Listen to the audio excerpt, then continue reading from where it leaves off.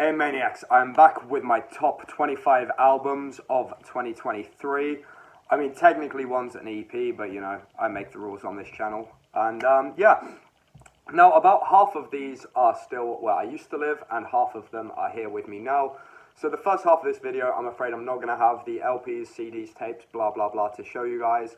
That's just an unfortunate part of moving.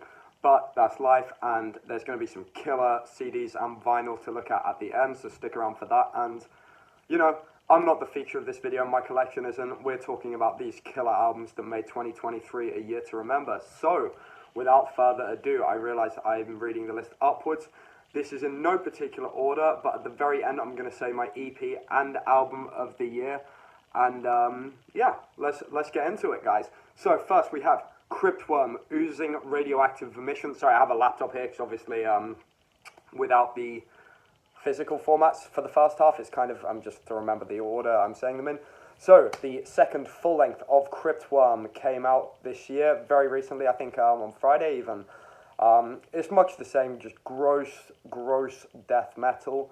Next, we have some more very good death metal in the more doomy vein. We have Fossilization from Brazil with their new album Leprous Daylight on Everlasting Spew. Cryptworm came out on Pulverized Meisako and Extremely Rotten, by the way. I think was it Extremely Rotten that did the tape? I'm sure it was. Well, I may have fucked that up, but if so, I know Meisako did the vinyl anyway, because I did the press release for that one, and I've really fucked this up if not. Next, we have the first album, Wild Beyond, by Wild Beyond. Some very nice, weird, black thrash. Thought that was a really cool one. Then on 20 Bucks Spin, we have Torture Rack's new album, Primeval Onslaught, the third album of the Savage Portland trio. I believe they're a trio anyway. Really good stuff. And then another 20 Bucks Spin release, actually. So I'm trying to fire through these, because otherwise this video will be an hour long. We have Ulthar with their joint new albums, Astronomicon and Helionomicon. Yep, they're long words, forgive me. But, you know, one was a bit more of a, much like their first two or three albums. There was Cosmovore and Providence, I think, the first two. It's sort of just, it's still very Voivodian, weird black and death metal. And if that wasn't fucked up enough, they released one with like two 20-minute songs, and they're just all killer. Listen to them together. The artwork makes a grander piece. The music makes a grander piece. It's just cosmic death metal ecstasy for everyone. Then we have Wild Rites and Ancient Songs, the second album of Blazon Rite. Some really good epic heavy metal in the United States epic heavy metal vein. If you like stuff like Omen, definitely one to check out. Then, talking of epic heavy metal, we have Smolder with their second full-length album, Violent Creed of Vengeance. Now, I really dig Smolder. I've had mixed feelings about them over the years. Like, this is just me being totally honest. And I've always thought they were a cool band, and something maybe felt a little bit missing. And then on this new album, it just, everything, the penny dropped. I saw them live twice in Germany this year. It all clicked. I feel like this new second album really... Smolder have something quite special, and sometimes with bands like that, they it takes, you have to understand it all, and this album just brought it all together. I think it's by far their strongest work, and a very impressive feat.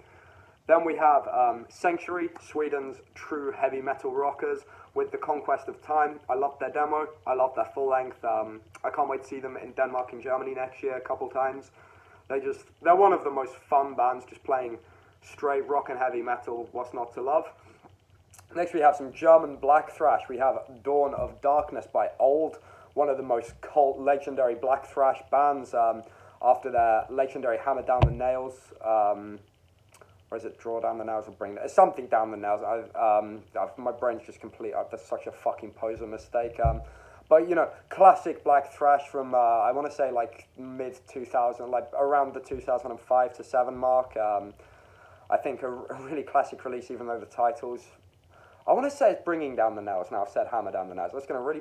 Or is it Down with the Nails? It's something to do with bringing nails down. I'm going to really fucking annoy myself with this when I watch this back, and instantly then it'll click the minute I hit stop on record, as is the nature of this beast. But I saw them at Thrash Nightmare in Czech Republic a few weeks ago. They were amazing. And yeah, their new comeback album is everything I want it to be. More thrashing, Celtic Frost, just evil, first wave black thrash. It's perfect. It's German as hell. It's just real heavy fucking metal. And we have another legendary band, Incantation, with their new album, Unholy Deification. I think it's the best of the last few incantations. I loved Profane Nexus, I loved Sect of Vile Divinities, and I love this one even more. I think this is a band that they're sort of like Asphyx. They just keep giving you exactly what you want without giving you the same bullshit over and over. Next, some great death metal from, I want to say Costa Rica, Astroferus, with Pulsations from the Black Orb. Them and Bloodsoaked Necrovoid share, I think, two or three members. I think three. Just really, really great death metal on Mesako again. Really loved that one. Then we have some Black Speed, Hell Crash with Demonic Assassination. Pure early, Venom and those kinds of bands. Some Iron Angel in there. It's got some thrash, some speed, some heavy metal, some black metal. Just evil, ripping, killer time. And then finally, of the things that I don't have with me here, and so, some of these, reading this is making me think there's a helicopter outside. This is making me really remind myself I need to carry on moving the records from city to city. But the last of the non-physical showcase is Denmark's The Acquisitor with Apotheosis on Night Shroud Records. I think The Acquisitor are maybe this is like my joint favorite death metal album, which will make sense later on. I just think that I've seen them twice in England and in Denmark, and they're just one of the most pulverizing death metal bands. Insane drums, crazy riffs, they're unique, they're old school, they're new, it's just such a killer mix, and yeah, there's a great stuff. So next we have a few CDs and then a whole bunch of vinyl, so if you've stuck with me to this point, now you get to look at things rather than just me and my admittedly glorious Sodom long sleeve, and some cool posters, of course, Pokugep from Hungary, Ashbury and stuff. So, first of the CDs, we have Blood Moon by Kerrigan. I believe this to be the same album cover design as Bloodstar used. Cover artist as Bloodstar used on High Roller Records. Just some very pleasant, heavy metal. It's got a very nice feel to it. It's very kind of atmospheric, but yeah, just some really cool heavy metal. We know Jürgen loves heavy metal on the channel. Next we have Diabolic Night, great little German project, second full length. I loved the first one, and this one was really cool. I wasn't really expecting a new Diabolic Night. I don't remember seeing anything about it, and when this popped up, I was very happy about it. It's, again, on High Roller. Next we have Meurtrière, I believe is how you say that. It means like a female murderer, I think. I might be fucking that up. I can't wait to get scolded for that tonight. On Gates of Hell, one of my favorite record labels, sorry. This has like a similar, it sort of feels a bit like a rustier Chastain, but I don't mean just because there's female vocals, there's just that similar kind of shreddy vocal style, but there's a rust to it that has a real charm. I just love this record. I remember playing it tons when I got it. It's got a really great feel to it. And then we have Eternal Rot with Moribund. This is one of my favorites. It's international Polish-British death metal. I think all the guys are Polish and just based in the UK, maybe. I've definitely seen Pavel around at shows here in London. But yeah, this is just more great death doom. I think this is one of those bands that just always deliver and just get a little better each time. Just old school death metal, as the Mark Riddick album cover would let you know. Just rotten, putrid material. That is on Memento Mori from Spain. Now we're at the vinyl bit. I know a lot of you guys are vinyl freaks, which are the best kind of freaks. So first up we have a split from Undergang and Spectral Voice. Probably them and Crypts are like my top 3 death metal bands in the modern day and age. So of course this is perfect. 3 killer new Undergang songs. I think 3 of their best songs to date actually. And a epic 14-minute track from Spectral Voice, who have just announced their highly anticipated second album. Can't wait for that one. Fuck, where am I going to put things? I know, I'll put them like this. A little record crate here, because I'm a real professional.